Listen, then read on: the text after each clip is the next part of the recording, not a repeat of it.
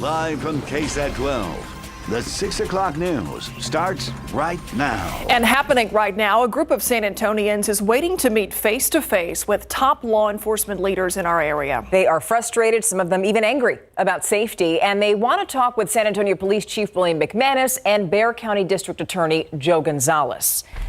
Now, we want to give you a live look inside of the Doris Griffin Senior Center, where this meeting is about to take place. This is where City Council District 7 is hosting a town hall on public safety. And as I just mentioned, it starts in just a few minutes. And this is the second town hall with the police chief and the Bexar County DA this week. The first one, it got heated. The town halls come after 6 officers were shot recently while pursuing suspects. Now, before tonight's event began, RJ Marquez asked people what they hope to hear. That's right. You just saw right there a lot of emotions and tensions at that meeting boiling over on Monday nights. And now here today, public safety and violent crimes are some of the major concerns for many people that are expected to be out here today. And this comes after a rash of shootings across the city involving police officers, and also the back and forth, the finger pointing between the DA's office and SAPD, something that a lot of people here are talking about and very concerned with. We heard from the chief and the DA earlier this week. They said they are working together to figure out how to keep dangerous criminals off the streets, but we've seen them publicly go after one another on how to get that done. This comes after a series of those officer shootings with wanted criminals. The chief had questioned what the DA is doing in the court system, while the DA came back and questioned what SAPD has done to catch individuals wanted for violent crimes. People at Monday's town hall shared their frustrations, mostly with the district attorney, even forcing him off the stage during his closing statement. Some people in the crowd heckled Joe Gonzalez for his handling of murder cases involving their loved ones. Now, one longtime San Antonio resident says this is not the time to point fingers. They got their work cut out. I see the chief of police come on TV a lot, and the all the things that happens even while people are locked up. So earlier today, we stopped by Rimkus Park, which is pretty close to where this town hall meeting is being held. We talked to one woman there. She did not want to go on camera, but she did say that access to guns, gun violence, and also vandalism, some of the big things that she's keeping in mind as we head into tonight's town hall meeting. And the big thing, she just wants the district attorney and the police chief to work together to find a solution. Reporting from the Northwest Side, RJ Marquez, KSAT 12 News.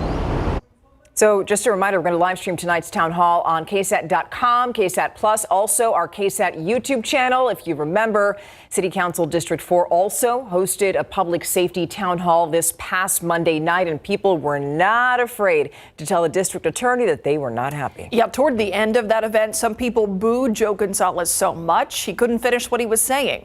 That's when Councilwoman Adriana Rocha Garcia wrapped things up. That's it. Let me finish.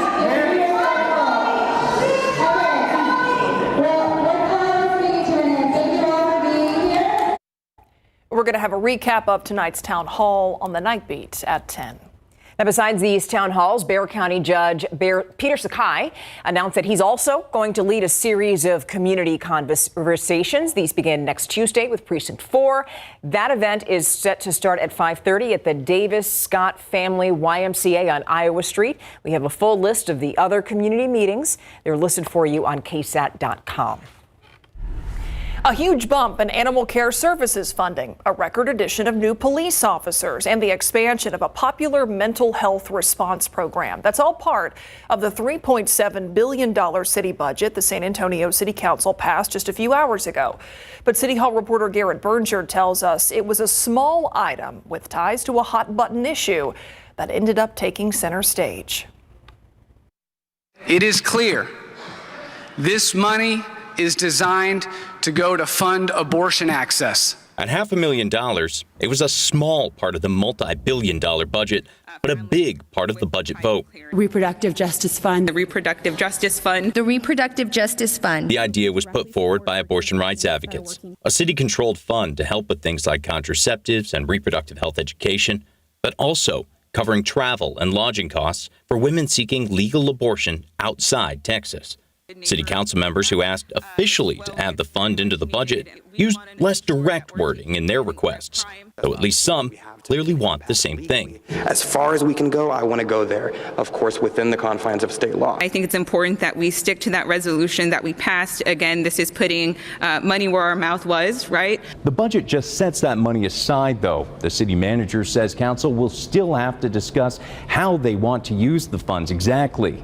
That will likely happen this fall. The most vocal opponent of using the money for out-of-state travel was Northeast Side Councilman Mark White, who tried unsuccessfully, first to specifically exclude abortion access as a possible use, motion fails, and then to separate the fund from the rest of the budget.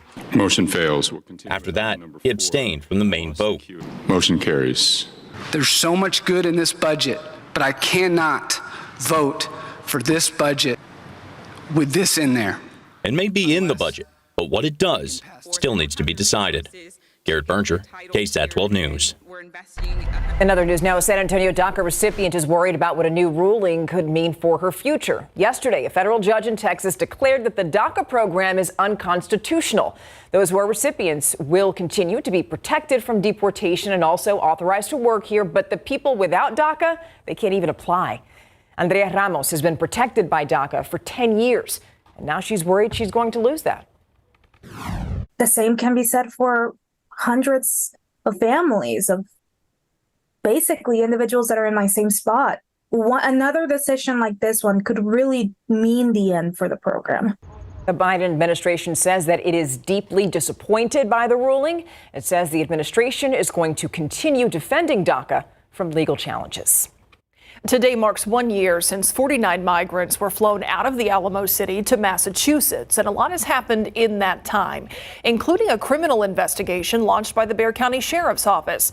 As Jonathan Cotto reports, one expert believes that flight and that investigation may prove to be opportunities for the migrants.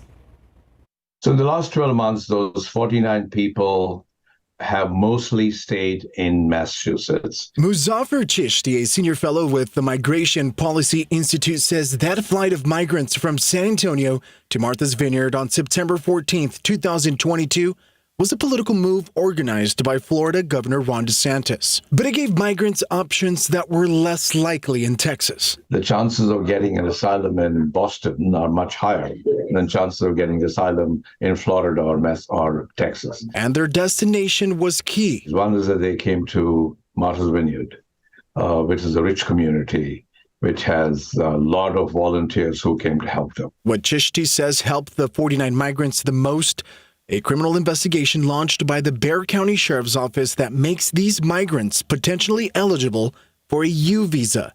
It's a visa given by the United States government to victims of crime, which allows you to eventually apply for permanent residence if you are supporting a law enforcement agency in a criminal investigation. Whether the criminal investigation is successful or not doesn't matter, as long as the testimony of any of these 49 people is helping that case. That provides the basis for people to apply for a U visa. Jonathan Cotto, KSAT 12 News. Capital murder trial that's been going on all week is close to wrapping up. A man named John Cantu is on trial. He's accused of being the shooter in a murder for hire plot. Erica Hernandez was in the courtroom as both sides had one last chance to make their cases. Charged with capital murder, John Cantu has sat quietly during his trial. Eyewitness testimony and evidence has been presented all week detailing how and why he allegedly killed Michael Perez in February 2019. According to testimony, Perez was killed as part of a murder for hire plot for only $500. An audio recording of Cantu's interrogation was played to the jury. He at first denies having any involvement in Perez's murder, but then says it was all in self-defense because Perez was fighting with his brother. Did you tell anybody you shot this dude? No. This is the first time you've ever told anybody? Yes. I mean, that's like I said, because of all the drugs and stuff like that, I blacked out and I don't remember, like 2 or 3 shots. That's it. That's all I remember. After the state rested, the defense argued that Carmen Hernandez, the state's key eyewitness who testified to seeing the murder and the exchange of money, should be charged as an accomplice, and that the state didn't provide enough evidence to prove that Cantu was paid. The judge did not rule on the motion yet about charging Carmen Hernandez, but she denied the defense's motion regarding Cantu being paid, saying the state did provide enough evidence. And that was it from the defense. They put up no witnesses and rested their case. So what happens next? Well, the jury will begin deliberations tomorrow after closing arguments. At the Cadena Reeves Justice Center, Erica Hernandez, KSAT 12 News.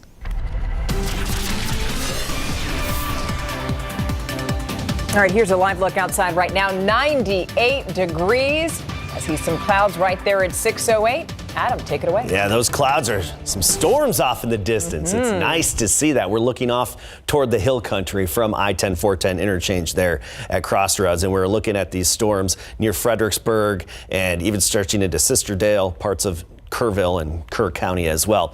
Now, you see a lot of development in these little outflow boundaries, those green lines that are kicked out from these thunderstorms. It's like a little bit of exhaust that gets kicked out from the storms. And these are all coming together and meeting up basically in Comal County and Guadalupe County. Just momentarily. This especially is a zone to watch because as the outflows move in and particularly when they collide, new development is likely. We're going to talk more about this. Rain chances tonight, our primary window of opportunity, and even into tomorrow as well coming up. Adam, thank you. And now let's take a live look outside into some traffic to tell you what the commute is like. And that's I-35 south at Loop 410. Yeah, even going in both directions, it looks pretty jammed right there. Now, we don't know why. It could be, it looks to be like one of those signs there is blocking what's happening, but it looks like there aren't, traffic is just moving very, very slowly in that area. A truck off to the side with an officer there. Looks like people slowing down as they go around that. Well, we are coming out of those summer months, which typically means a time when blood donations locally are down. But have you ever thought about what happens to that blood after it's donated? Well, tonight we take you inside the labs at the South Texas Blood and Tissue Center in a new KSAT Explains. This is where all the manufacturing takes place from all the units collected earlier or during the day. We'll explain what he means by manufacturing blood donations and why this KSAT Explains is part of a challenge for me. And I need your help. That is still ahead at 6:30. Looking forward to that. Now, still coming up now, you never really think that you're going to need an organ or that somebody is going to need one from you. But if you become a donor, you give somebody the biggest gift they could ever get. And you also help so many other people in the process. You're going to see how after the break.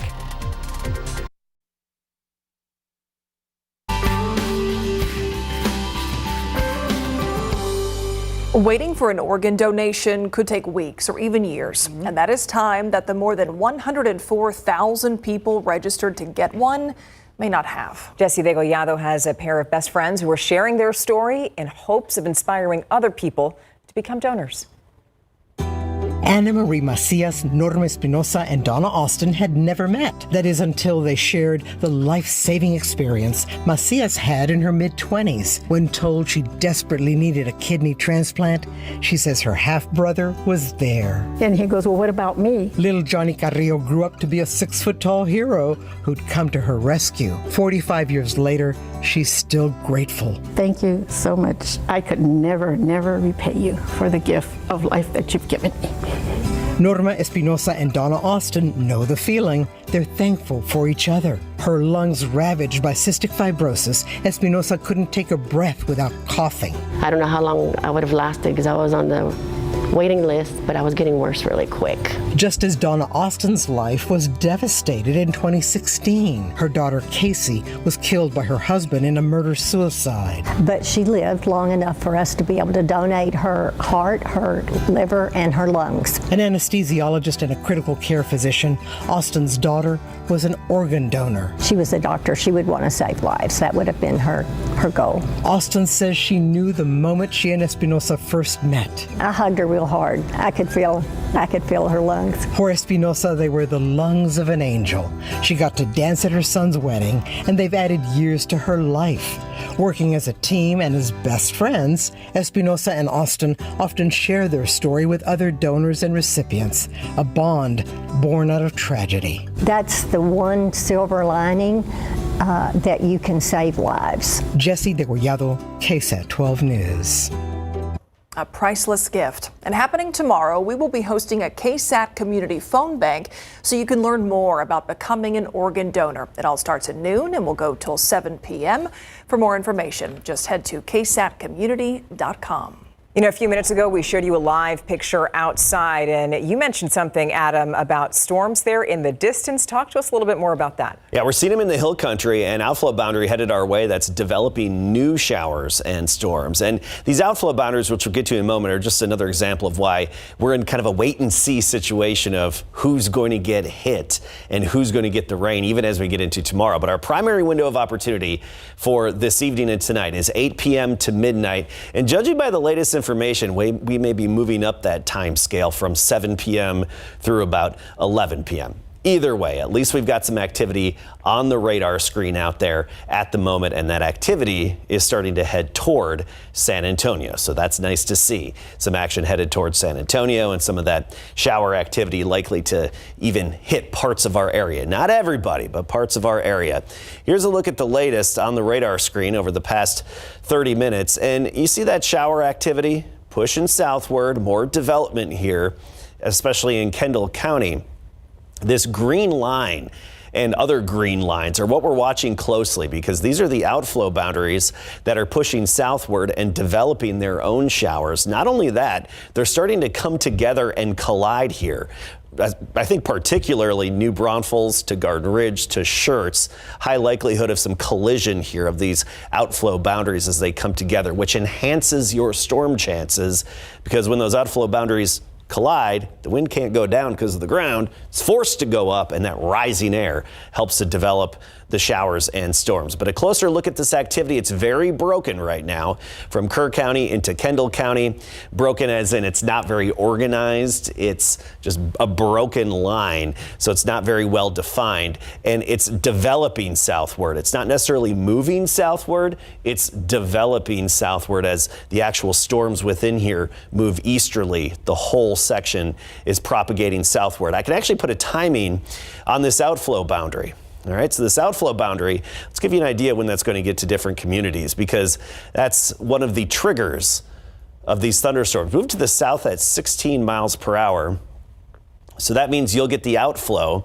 Smithson Valley at 623, Bulverde 642, Stone Oak 709, the Rim 715, Chavano Park at 722. The reason I'm pointing that out is because about 15 minutes later is when a storm can develop from that outflow boundary. So that's one thing that we're watching very closely at the moment, and as I mentioned, through about midnight. Now take a look at our rainfall estimates since Saturday. I know we haven't had a whole lot in and around San Antonio and surrounding areas, but other parts of drought-stricken Texas sure have. I mean, we're talking 4+ inches from some locations from San Angelo all the way toward Dallas. And over the next 3 days, we're going to keep adding to it. Exact location, of course, is going to be luck of the draw. So cross your fingers. We're going to do this all over again tomorrow. 10% chance of showers the first half of the day tomorrow. By the afternoon and evening, 4 o'clock all the way through 2 a.m., we're actually looking at another 40% chance. But luck of the draw in terms of exactly where it's going to hit. I do think rain and storms will develop. Just have to wait and see exactly where, and then time out some of those outflow boundaries again. Temperatures tomorrow, 93 in San Antonio, south side of town, 95, Castroville, 94, upper 80s in parts of the hill country. And then just a 20% chance as we get into Saturday, same with Sunday and Monday. So our primary window of the good rain seems to be this evening, and then again, especially tomorrow evening and tomorrow night. Yeah, on Friday night. We'll keep an eye on that. Thanks, Adam. So, Larry, this early on, we're talking about injuries for the Cowboys. Yeah, their injured list, though, is pretty short right now, just 5 players. One of those guys, Tyler Smith, offensive lineman, he didn't play last week because of a hammy. So how is he doing as the Cowboys get ready to take on the Jets? And the Texans, their defense is getting ready to defend a very big quarterback in Anthony Richardson coming up.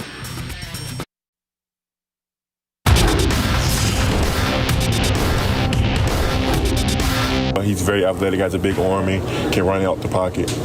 Will Anderson Jr. is talking about Colts QB Anthony Richardson in Big Board Sports. Football coverage brought to you by Davis Law Firm. Week 2 in the NFL regular season kicks off tonight with the Vikings at the Eagles. And at last check, Minnesota linebacker Marcus Davenport was listed as questionable with an ankle injury. Davenport, the Vikings' big offseason free agent signing, missed Week 1 with that ankle injury. Now, there's a possibility the UTSA great will be a game-time decision. 5 players are listed on the Dallas Cowboys injury report, including offensive guard tackle Tyler Smith, who's been dealing with a hamstring issue. He did not play last week against the Giants. Tyler hasn't practiced yet this week as he continues to rehab his bad hammy. I mean, I'm trying to get back as fast as possible. Obviously, I'm trying to be smart with everything that I do.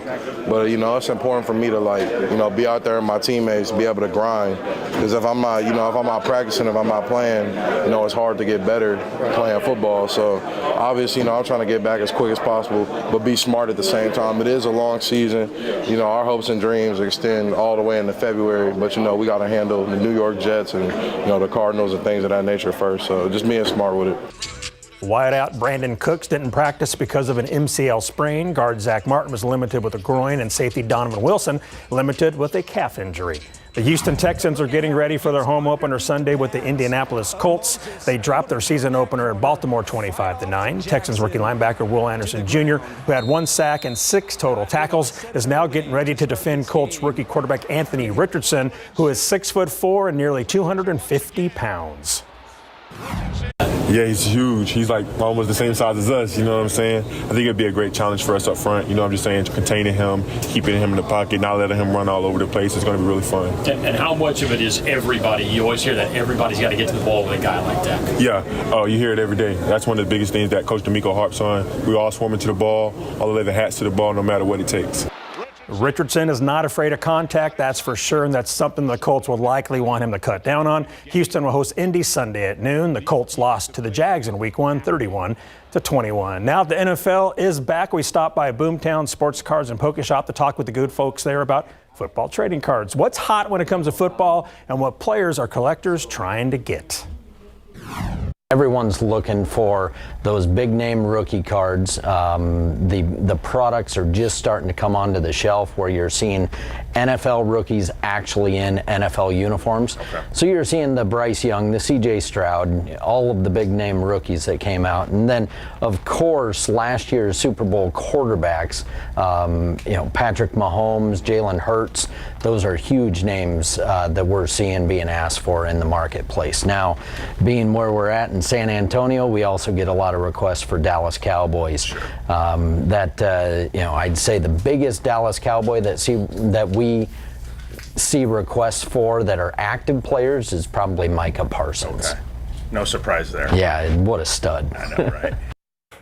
All right, so we did that interview last week. Photog Mark bought some cards. I left without buying anything. I was very proud of myself. Okay, all right. Nice. How much did he spend? That's the question. I think he only bought a pack, but those packs can be pricey. Yeah. All right. Of course, Mark did. Yes. Thanks, Larry. All right, still ahead here at 6 o'clock. What happens to blood after you make a donation? KSAT Explains takes you inside the labs at the South Texas Blood and Tissue Center to explain how blood is manufactured. Next.